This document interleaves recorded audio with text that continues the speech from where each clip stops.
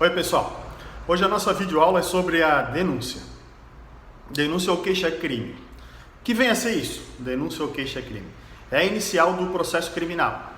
É elaborada pelo Ministério Público, nas ações penais públicas incondicionadas, a denúncia e queixa-crime por um privado através de um procurador com poderes específicos habilitados aí para propor essa queixa-crime, correto? Qual o fundamento, qual é a base legal para elaborarmos a nossa tese?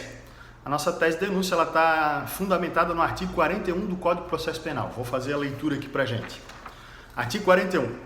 A denúncia ou queixa conterá a exposição do fato criminoso com todas as suas circunstâncias. Então esse é o primeiro requisito para a elaboração da denúncia. A exposição daquele fato que reputamos criminoso com todas as suas circunstâncias. Trazer os detalhes. Continuando. A qualificação do acusado ou esclarecimentos pelos quais possa identificá-lo. Vejamos aqui. A própria lei estabelece que não é necessário e indispensável uma qualificação completa do acusado. Então, para a elaboração da nossa peça processual, nós precisamos ou a qualificação do acusado ou esclarecimentos pelos quais possa identificá-lo. Por óbvio, né, gente? Se nós formos pensar uma pessoa que vai cometer um crime, né? Eu vou assaltar um carro forte. Vou sair de casa, não vou levar meu documento para ser reconhecido. Então, num primeiro momento, onde vai iniciar, podemos não ter a qualificação completa do acusado. Durante a instrução, depois vai se chegar a essa qualificação dele. Então, o segundo requisito é o quê? Ou a qualificação ou esclarecimentos pelos quais possa identificar ele. O fulano é dessa maneira, tem uma tatuagem na testa escrito serial killer, qualquer coisa nesse sentido, né? Continuando, a classificação do crime. E daí sim, quem elabora a denúncia, seja ele o promotor de justiça ou um procurador com poderes específicos, que é o competente para classificar o delito. Ou seja, capitular. Aquela conduta ela está tipificada aonde? Qual é a lei? Qual é o artigo dessa lei? Qual o tipo penal que ele infringiu ao cometer aquela conduta, certo? E quando necessário, o rol das testemunhas, certo? Então são esses 4 requisitos, né? A classificação do crime, como a gente falou por último ali, o rol das testemunhas. Em processo crime, testemunha é muito importante. Geralmente é onde vai se resolver, onde vai solucionar o crime através de testemunhas. Professor, mas existem aqueles crimes onde efetivamente não é indispensável uma testemunha, um crime cibernético, onde tudo pode ser efetivamente desvendado via sistema ou numa boa investigação. Mas a testemunha também é necessária. Por exemplo, cometer um crime através do e-mail. E daí ele pode levar uma testemunha dizendo o seguinte: olha, pessoal, doutor, juiz, não foi eu que cometi esse crime. Alguém acessou indevidamente o meu e-mail, não forneci a senha a ninguém, mas pode ter acessado. Eu deixo ele aberto no meu trabalho, lá existem N pessoas que podem ter acesso ao meu computador, alguém pode ter feito isso, não foi eu.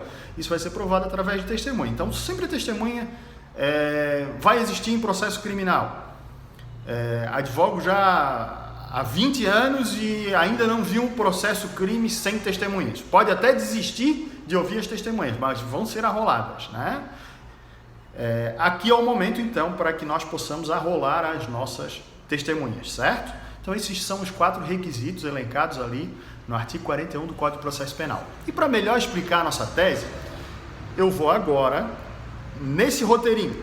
É um modelo que eu deixei lá na Mediateca para que vocês possam elaborar essa peça processual, certo? Vamos lá, foro competente. É o endereçamento dessa peça processual. Primeiro, nós temos que seguir todas as regras de competência, né? Onde aconteceu o crime, a qual comarca. Partindo dessa premissa, daí nós vamos às especificidades, né? Tem alguma vara especializada que vai tramitar esse processo? O processo foi na capital. A capital tem várias varas criminais, né? E ainda subdividido por matéria. Por exemplo, Um crime cometido pela Lei Maria da Penha, ele vai para o juizado específico. Quando é um crime de menor potencial ofensivo, vai para o juizado especial, vai para o juizado específico, certo?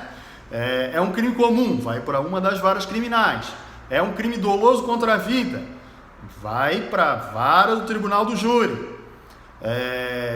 Então, nós temos que daí, nesse momento, já endereçarmos a nossa peça processual para o juízo em que vai tramitar o processo, certo? E a matéria, ela vai ser debatida aqui no nosso mérito, a gente já vai falar em seguida, e temos que endereçar de maneira correta a nossa peça processual. Em seguida vem o preâmbulo. No preâmbulo, o que nós temos? Em regra, uma ação penal pública incondicionada, que vai ser as ações que nós vamos trabalhar, o rito comum, ela é movida pelo Ministério Público, certo?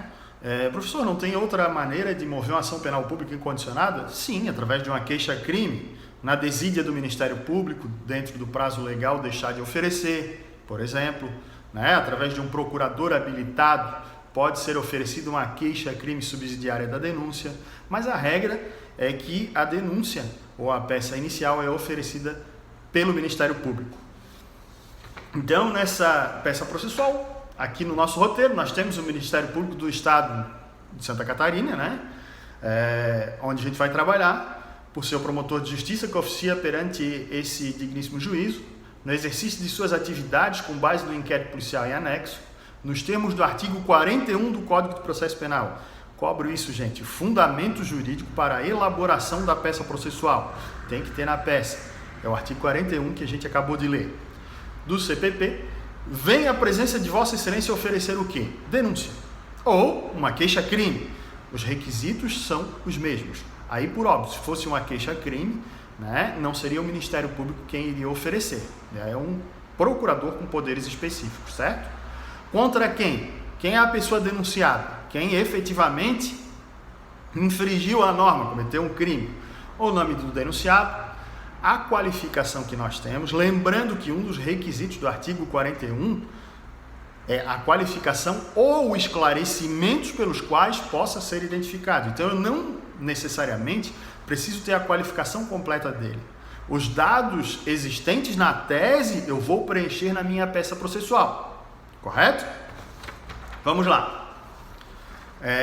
Depois, nós vemos com relatar todo o fato criminoso, expor as circunstâncias e pormenores. Aquele primeiro requisito que a gente leu lá do artigo 41 do Código de Processo Penal.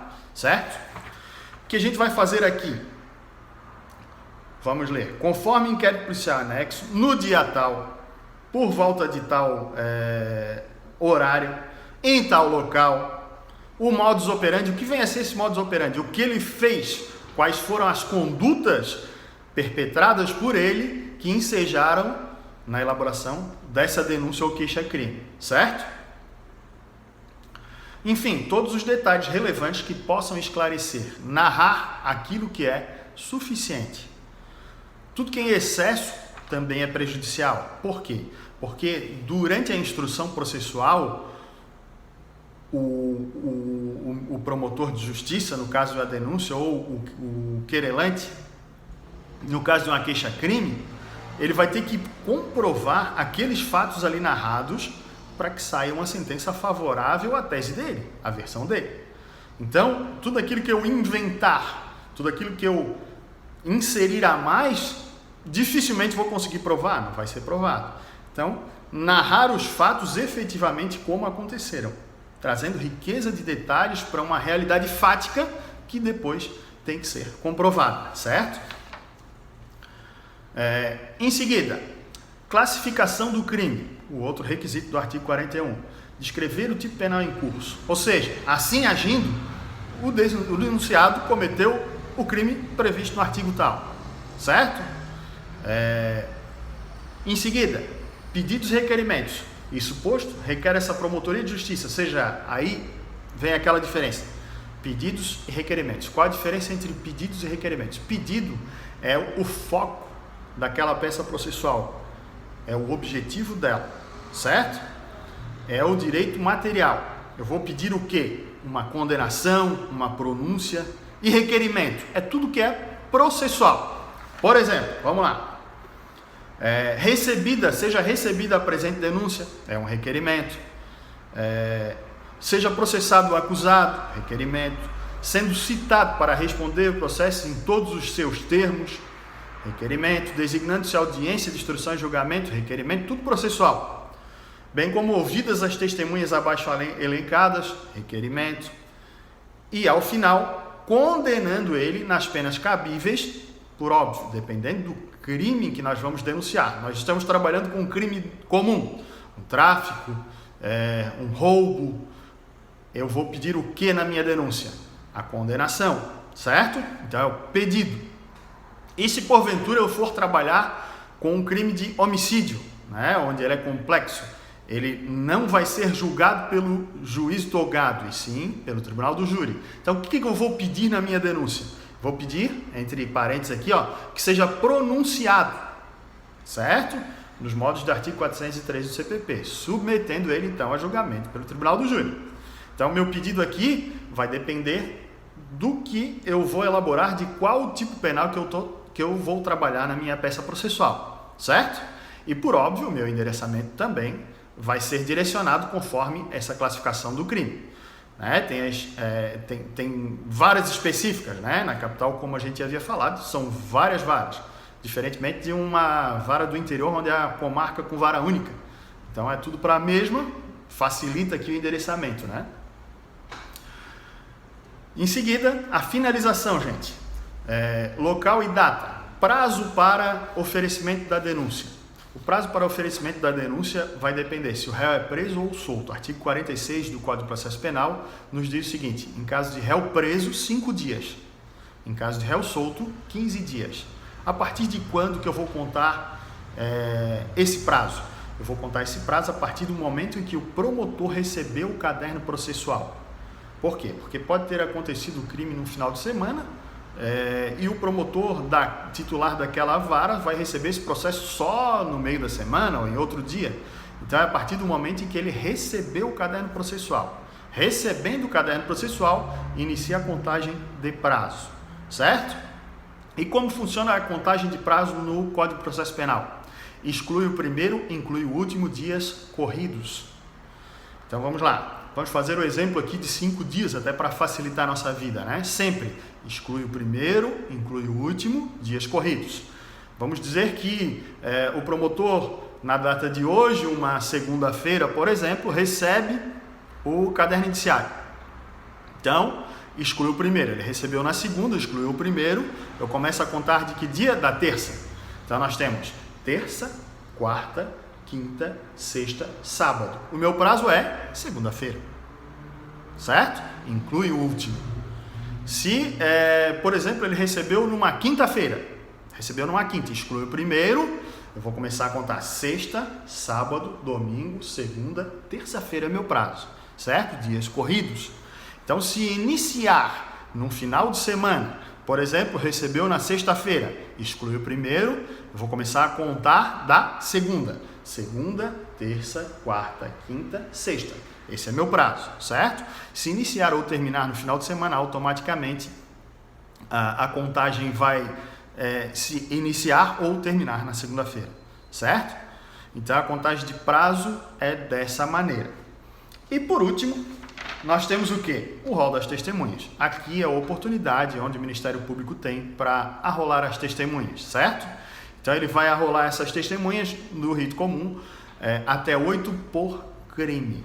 Cada crime pode ter até 8 testemunhas. Então, se nós tivermos um crime continuado com vários crimes, ele vai arrolar 8 para cada crime, certo? E a lei diz testemunhas, então não estariam inseridas os informantes nesse rol. De qualquer forma, usar o bom senso, né? Ninguém também vai arrolar 100 testemunhas para efetivamente serem ouvidas, que eu acho que é desnecessário, não vai conseguir comprovar nada, vai ser só procrastinatório e não é objetivo de ninguém isso, e sim comprovar teses, correto? Pessoal, então essa é a nossa atividade de hoje. Utilizem o roteiro que vou deixar na Mediateca, que fica simples para elaboração dessa peça processual. Como nós vimos, a denúncia É uma peça simples, não vai exigir jurisprudência, doutrina, ela vai narrar fatos tidos como criminosos que serão comprovados durante a instrução, para ao final ela ser procedente, condenando alguém, ou improcedente, absolvendo alguém, ou parcialmente procedente, condenando em parte. Então, tudo isso vai ser analisado. Por isso que essa peça tem que ser bem elaborada para comprovar, para efetivamente, durante a instrução, comprovar ou não aquilo que foi requerido nesse momento processual. Era isso, pessoal.